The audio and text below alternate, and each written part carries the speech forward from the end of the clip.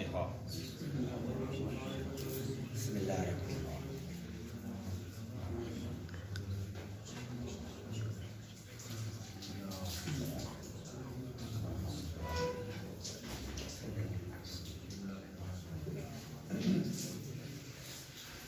اعوذ باللہ من الشیطان الرجیم، بسم اللہ الرحمن الرحیم۔ الحمد للہ رب العالمین، والصلاة والسلام علی محمد وآلہ الطیبین الطاہرین المعصومین، ولعنۃ اللہ علی اعدائہم اجمعین۔ اما بعد، فقد قال رسول اللہ صلی اللہ علیہ وآلہ وسلم: من مات علی حب آل محمد مات شہیدا۔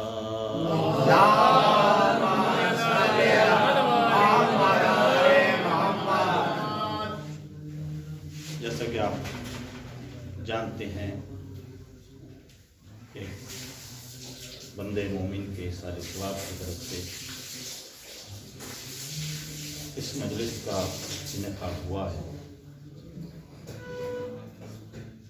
چند مطالب آپ حضرات کی خدمت میں پیش کرنا ہے۔ میں نے جن مقدس الفاظ کو آپ حضرات کی خدمت میں پیش کیا ہے، ان میں ہمارے نبی نے اپنی امت کو ایک پیغام دیا کہ من ماتا علی حب آل محمد ماتا شہیدا، یعنی جو شخص اس دنیا سے اٹھے اس حال میں کہ اس کے دل میں محبت اہل بیت کی شمع جگمگا رہی ہو، تو وہ شخص شہید ہوتا ہے، اس کے سر پر شہادت کا تاج رکھ دیا جاتا ہے۔ سب سے پہلے یہ عرض کر دوں کہ اس حدیث کو اہل سنت کے ایک بہت بڑے عالم علامہ زمخشری نے اپنی تفسیر میں اس حدیث کو پیش کیا ہے۔ اس جگہ جہاں انہوں نے آئے مودت یعنی قل لا اسألکم علیہ اجرا الا المودۃ فی القربیٰ کی تفسیر بیان کی ہے، اسی کے ذیل میں ان الفاظ کو پیش کیا: من ماتا علی حب آل محمد مات شہیدا۔ اور یہ حدیث تو بڑی مفصل ہے، الفاظ اس کے بہت زیادہ ہیں، کلمات جو مجھے مکمل یاد نہیں ہے۔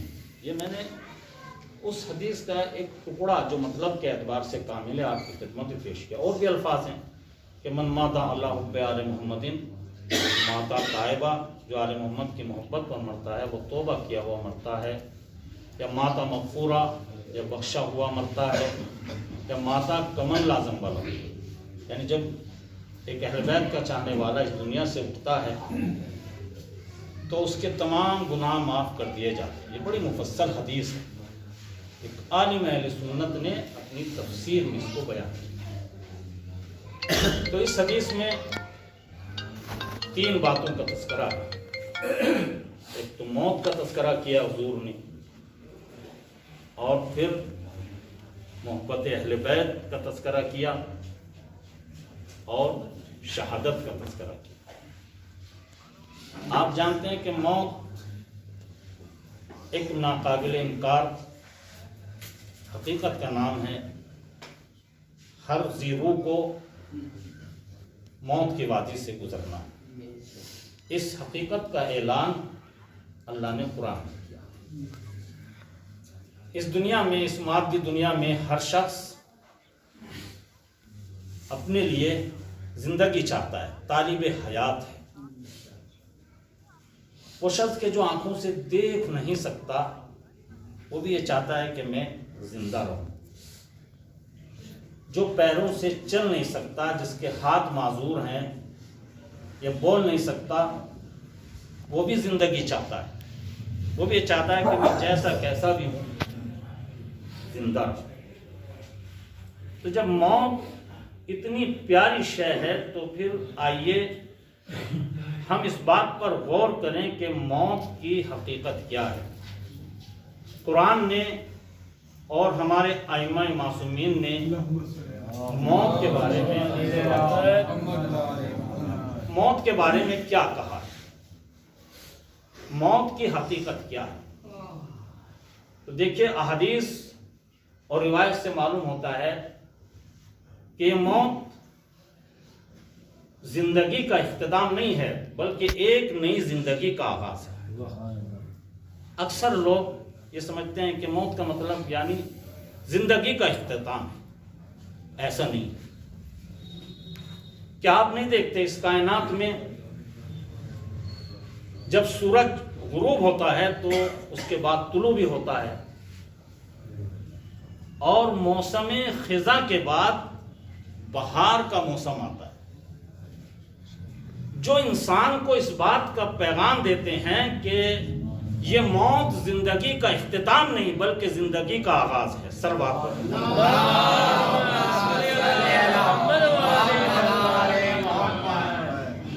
یہ موت ایک زندگی کا آغاز ہے۔ کیا آپ نہیں دیکھتے کہ ایک دانہ گندم جب تک سینہ زمین میں اپنے کو فنا نہیں کرتا تو ہرا بھرا کھیت وجود میں نہیں آتا۔ تو اب مختصر لفظوں میں یہ کہا جائے کہ موت کیا ہے؟ ایک افق حیات سے غروب ہو کر دوسرے افق حیات پر طلوع ہونے کا نام موت۔ سروات پر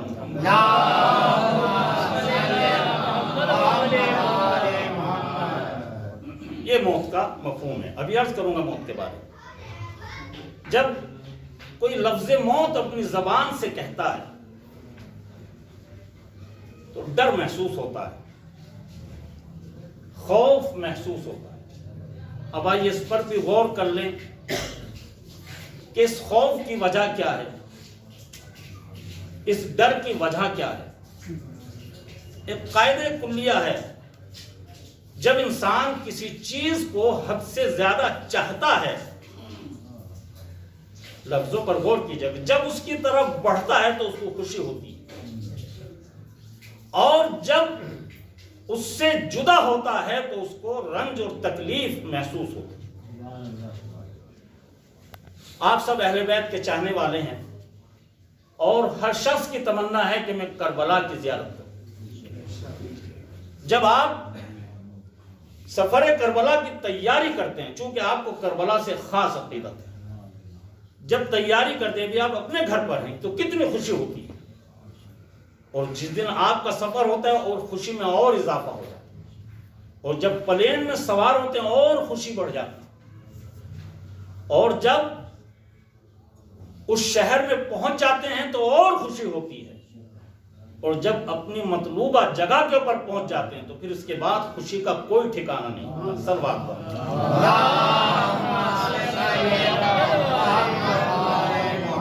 اور پھر جب کربلا سے رخصت ہوتے ہیں تو جو میں نے سنا ہے زائرین سے، جب رخصت ہوتے ہیں تو بار بار مڑ کر کربلا کی طرف دیکھتے ہیں، آنکھوں سے اشکوں کا سیلاب جاتا۔ تو آپ رو کیوں رہے ہیں؟ اس لیے کہ کربلا سے ہم جدا ہو رہے ہیں، کربلا کو الوداع کہہ رہے ہیں، اور پھر جہاں تک ممکن ہوتا ہے کربلا کی طرف مڑ مڑ کے دیکھتے ہیں۔ تو اس سے پتہ چلا کہ جو انسان جس چیز کو حد سے زیادہ چاہتا ہے، جب اس کی طرف بڑھتا ہے تو خوشی ہوتی ہے، اور جب اس سے جدا ہوتا ہے تو اس کو افسوس ہوتا ہے، رنج ہوتا ہے۔ اب موت سے ڈر کی وجہ کیا ہے؟ موت سے ڈر کی وجہ یہ ہے کہ جو دنیا پرست افراد ہوتے ہیں، جن کا ذہن دنیا پرستی کی طرف ہے، وہ جب موت کا نام سنتے ہیں تو ان کے ذہن میں یہ خیال آتا ہے کہ یہ گھر بار، یہ دولت، یہ زمین، یہ جائیداد سب کچھ ہم سے چھوڑ جائے گا، اس لیے موت کا نام سن کر خوف زدہ ہوتے ہیں۔ صلوات پر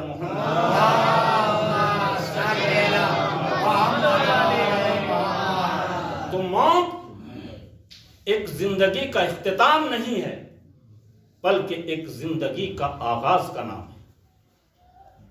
ایک روایت میں ہے کہ جناب ابراہیم کی خدمت میں ایک مرتبہ ملک الموت حاضر ہوئے. جناب ابراہیم نے پوچھا کہ تم کس لیے آئے ہو؟ ملک الموت نے جواب دیا کہ اللہ نے مجھے بھیجا ہے تمہاری روح قبض کرنے کے لیے. تو جناب ابراہیم نے کہا کہ اے ملک الموت، جا کر میرے پروردگار کی بارگاہ میں میرا یہ پیغام پہنچا دو کہ اس نے مجھے اپنا خلیل بنایا ہے، دوست بنایا ہے. تو کیا کوئی دوست اپنے کسی دوست کو موت کی دعوت دیتا ہے؟ جا کر میرے پروردگار سے یہ پیغام پہنچا.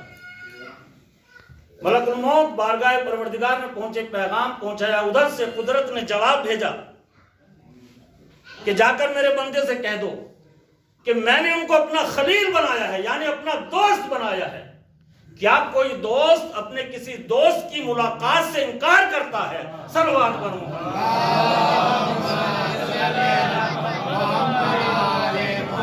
تو اس کا مطلب یہ ہوا کہ موت کیا ہے؟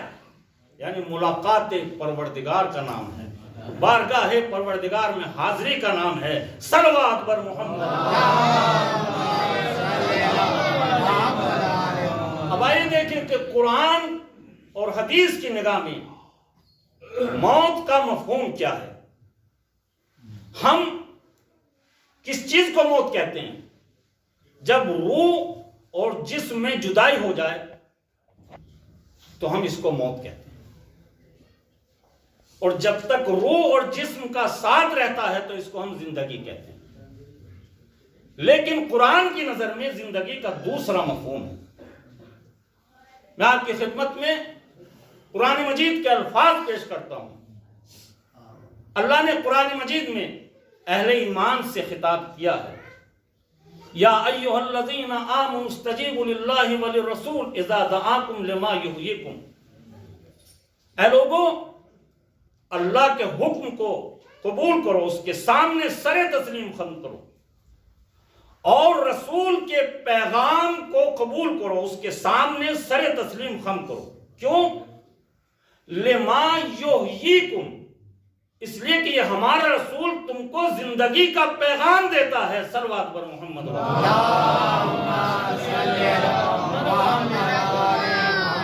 اس کا مطلب یہ ہے کہ پیغام خدا اور پیغام رسول کو قبول کرنے کا نام، اس پر عمل کرنے کا نام زندگی ہے. اور جو پیغام خدا، پیغام رسول پر عمل نہیں کرتے، وہ زمین پر چلتی پھرتی ہوئی لاش تو ہو سکتے ہیں، ان کو قرآن کی نگاہ میں زندہ نہیں کہا جا سکتا. صلوات پر محمد. اب آپ دیکھیں کہ جب ہمارا نبی اس دنیا سے جانے لگا، آیت میں کیا بتایا کہ اللہ اور اس کے رسول کے پیغام کو قبول کرنا یہ حقیقی زندگی ہے، اور اللہ اور رسول کے پیغام کو قبول نہ کرنا، اس کے اوپر عمل نہ کرنا، یہ کیا ہے؟ یہ موت ہے. جب ہمارا نبی دنیا سے جانے لگا تو اس نے کہا دیکھو اے میری امت والو، اگر تم حقیقی زندگی چاہتے ہو تو میں تمہارے درمیان دو چیزیں چھوڑ کر جا رہا ہوں. ایک قرآن ہے، ایک اہل بیت ہے. اگر تم میرے اہل بیت سے، قرآن سے متمسک رہے اور ان کے احکام اور ارشادات پر عمل کرو گے تو یاد رکھنا تم ہمیشہ زندہ رہو گے. اسی لیے نبی نے ارشاد فرمایا من مات علی حب آل محمد مات شہیدا. جو آل محمد کی محبت پر مرتا ہے وہ شہید ہوتا ہے. صلوات پر محمد.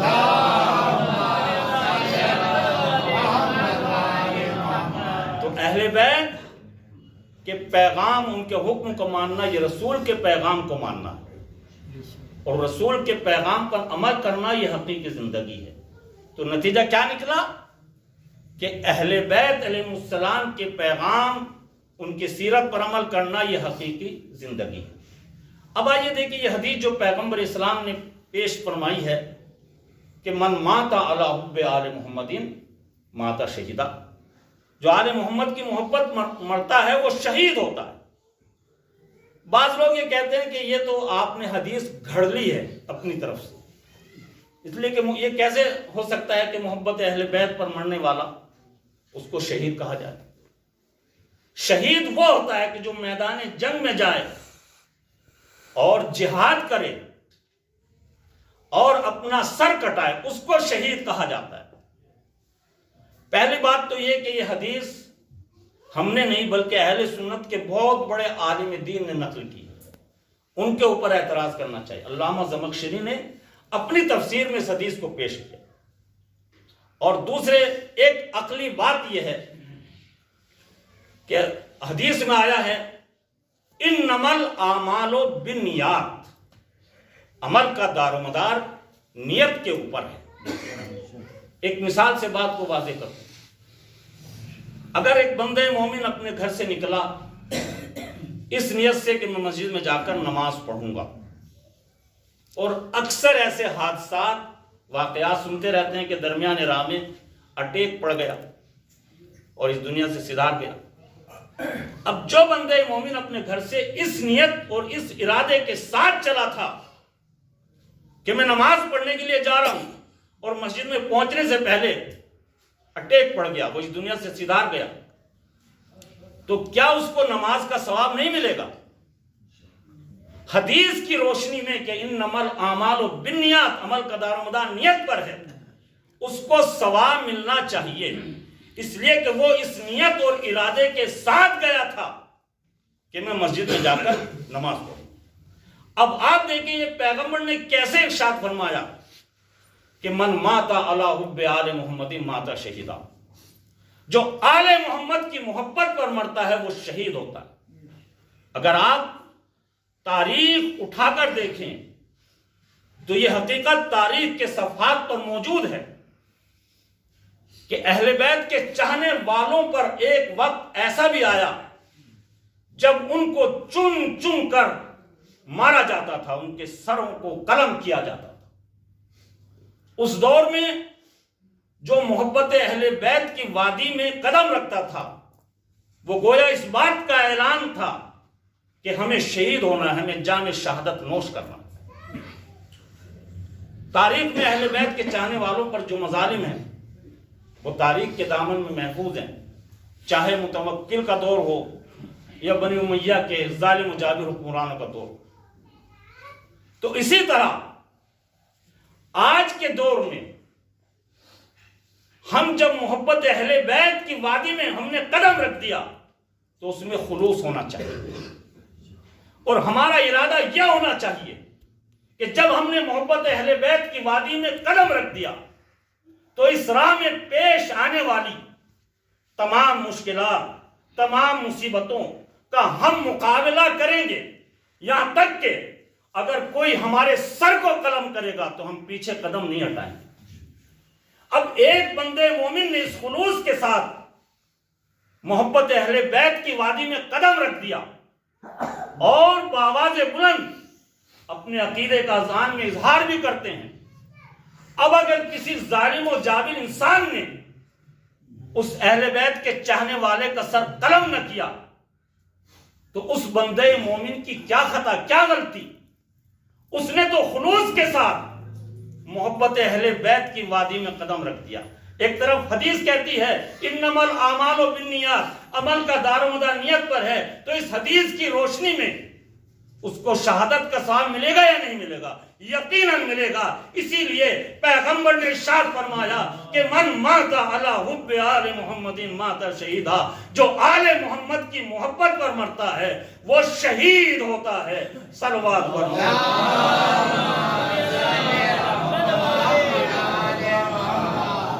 یہ ایک بندے مومن کے اصال ثواب کی مجلس ہے، وہ ہمارے درمیان نہیں اور اپنے مولا کی بارگاہ میں پہنچ گئے۔ یاد رکھیے کہ انسان اپنے ساتھ، اس کے ساتھ اس کا کریکٹر، اس کا عمل وہی جاتا ہے، ساری چیزیں چھوٹ گئی۔ میں آپ کی خدمت میں حضرت امام جعفر صادق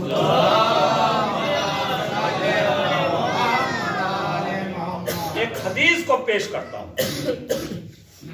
لوائج الاحزان کتاب ہے، اس میں ہمارے چھٹے امام کے الفاظ ہیں ہمارے چھٹے امام نے ارشاد فرمایا کہ للمرء ثلاثۃ خلہ، آدمی کے 3 دوست ہوتے ہیں، 3 دوست، اور فخلیل واحد یقول انا معک الی ان تموت، پہلا دوست وہ ہے کہ جو یہ کہتا ہے سننے والے سے کہ میں تیرے ساتھ ہوں یہاں تک کہ تو اس دنیا سے جائے، موت تک میں تیرے ساتھ۔ ایک دوست ہو، وہ دوست کون ہے؟ وَهُوَ الْمَالُ، وہ مال ہے، امام فرما رہے ہیں یہ پہلا دوست ہے۔ انسان جب دنیا سے چلا جاتا ہے تو مال کسی کام نہیں آتا، جب تک زندہ رہتا ہے تو اس کے کام آتا ہے۔ تو پہلا دوست کیا ہے؟ مال۔ اور دوسرا دوست کیا ہے؟ وَهُوَ يَقُولُ أَنَا مَعَكَ إِلَى بَابِ قَبْرِكَ، دوسرا دوست یہ کہتا ہے کہ میں تمہارے ساتھ ہوں یہاں تک کہ تمہیں قبر تک پہنچاؤں۔ وَهُوَ وَلَدُهُ، اور وہ اس کی اولاد ہے، بس قبر تک پہنچا دی، یہاں تک ساتھ ہوں۔ ایک تیسرا دوست اور ہے، وَهُوَ يَقُولُ، وہ تیسرا دوست کہتا ہے انا معک حیا ومیتا وَهُوَ عملُهُ، تیسرا دوست یہ کہتا ہے کہ میں تمہارے ساتھ ہوں، زندگی میں بھی ساتھ رہوں گا اور مرنے کے بعد بھی ساتھ ہوں۔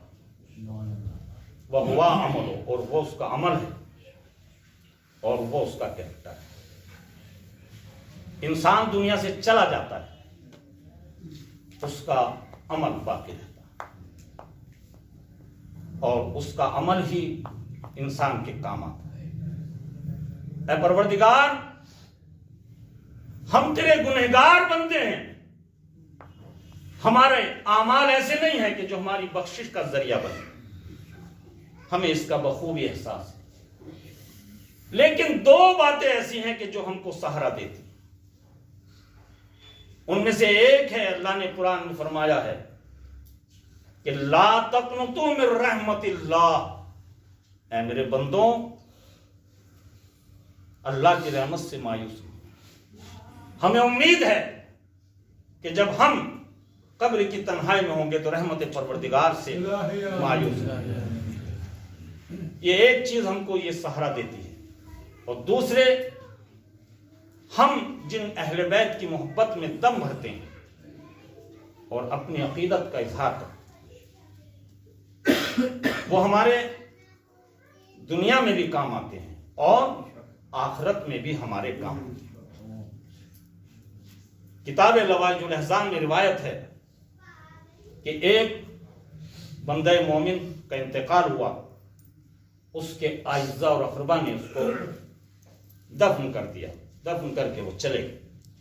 اس کے بعد فرشتے آتے ہیں، ان کی شکلوں کو دیکھ کر وہ مرنے والا گھبرا جاتا ہے، خوف زدہ ہوتا ہے۔ بس اسی اثنا میں ایک نورانی بزرگ قبر کے اندر داخل ہوتا، آپ سمجھ گئے یہ کون بزرگ ہیں؟ یہ ہمارے پہلے امام حضرت علی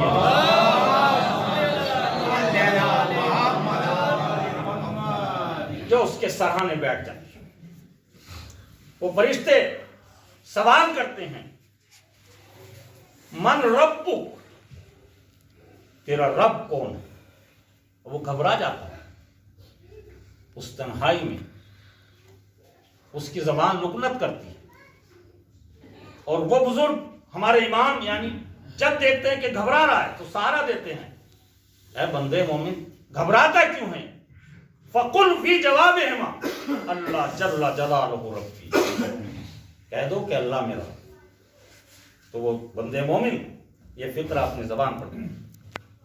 اس کے بعد جب وہ سوال کرتے ہیں کہ بتاؤ تمہارا نبی کون ہے؟ من نبی، مولا پھر سہارا دیتے ہیں اور وہ بندے مومن جواب دیتے ہیں۔ اس کے بعد پھر کتاب کے بارے میں سوال کرتے ہیں، مولا اس کو بتاتے ہیں، مدد کرتے ہیں، وہ جواب دے دیتا ہے۔ پھر امام کے بارے میں سوال ہوتا ہے، امامت کے بارے میں کہ بتاؤ تمہارا پہلا امام کیا؟ گھبرا جاتا ہے، سمجھ میں نہیں آتا اس کی کیا جواب۔ تو مولا پھر سہارا دیتے ہیں، کہہ دو کہ علی بن ابی طالب ہے۔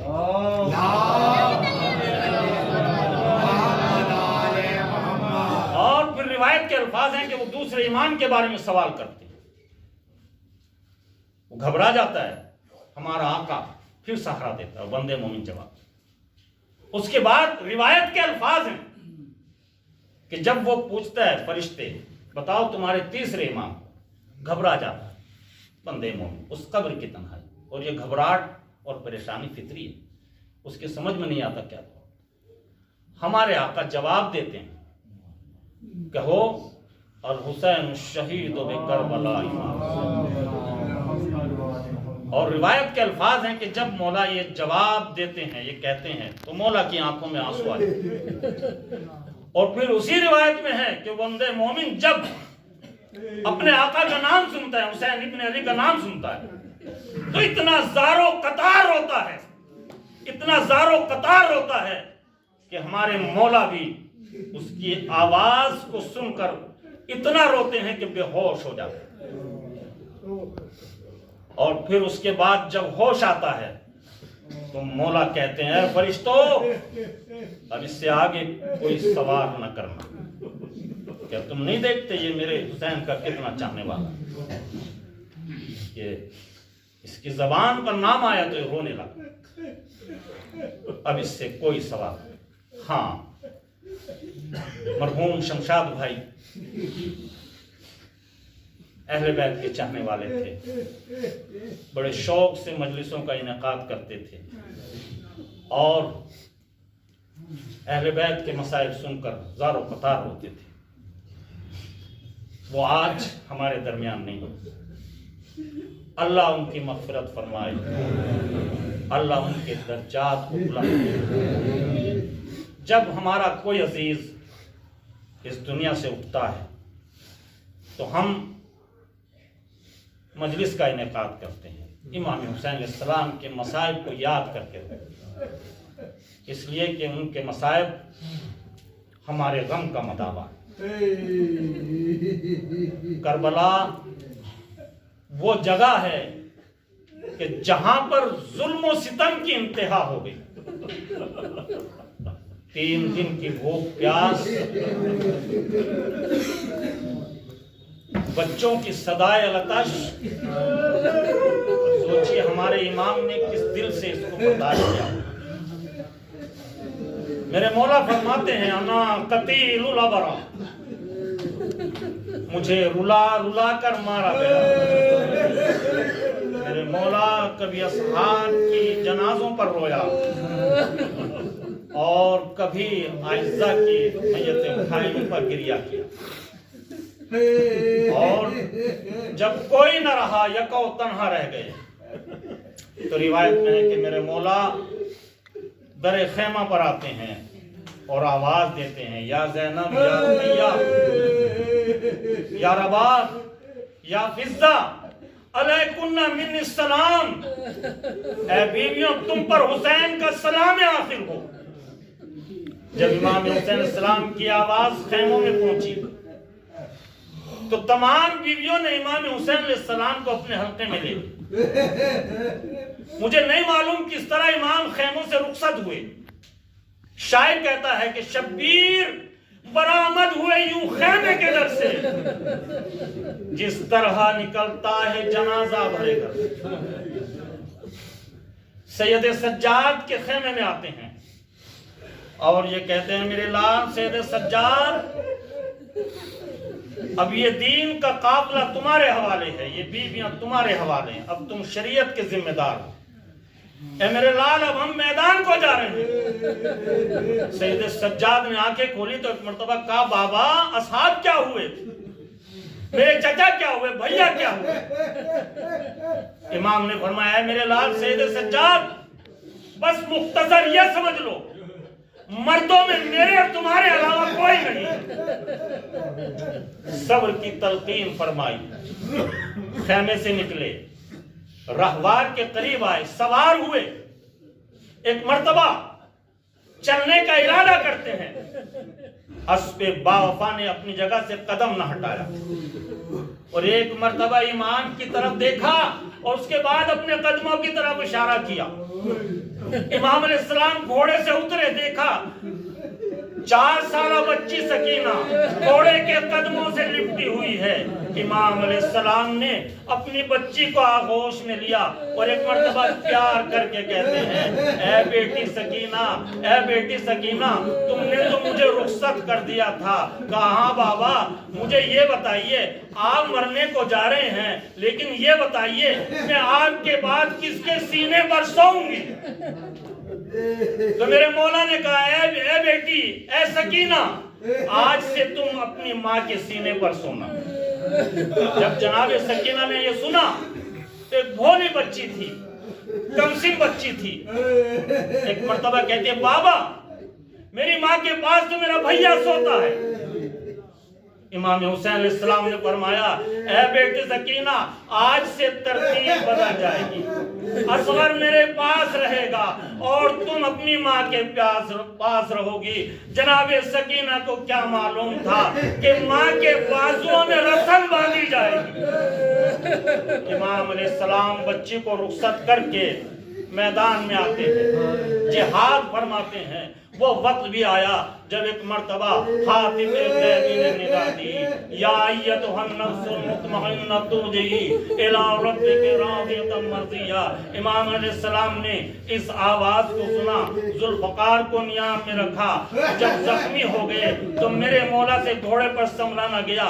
ایک مرتبہ زمین پر تشریف لاتے ہیں. وہ وقت بھی آیا جب شمر کا کن خنجر چلا، فضائے کربلا میں آواز ہوئی، اللہ قد قتل الحسین بکربلا، اللہ قد ذبح الحسین بکربلا. جب یہ آواز شہزادی زینب کے کان میں پہنچی تو ایک مرتبہ سید سجاد کا شانہ پکڑ کے ہلاتی ہیں، اے میرے لال دیکھو یہ کیسی آوازیں آ رہی ہیں. جناب سید سجاد نے غش سے آنکھیں کھولی اور کہا، اے بوبی اماں ذرا خیمے کا پردہ ہٹائیے.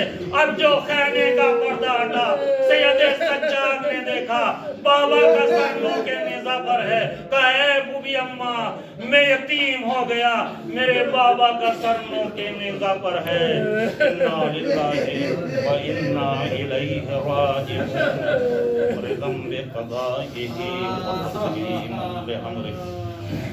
اے معبود، تجھے محمد و آل محمد کا واسطہ، شہدائے کربلا کا واسطہ، حاضرین مجلس اور روئے زمین پر بسنے والے تمام شیعان اہل بیت کو اپنے حفظ و امان میں رکھا. اے معبود، جو مومنین و مومنات مریض ہیں ان کو شفاء کامل عطا فرما. جو پریشان حال ان کی پریشانی کو دور فرما. جو نعمت اولاد سے محروم ہیں ان کو نعمت اولاد فرما.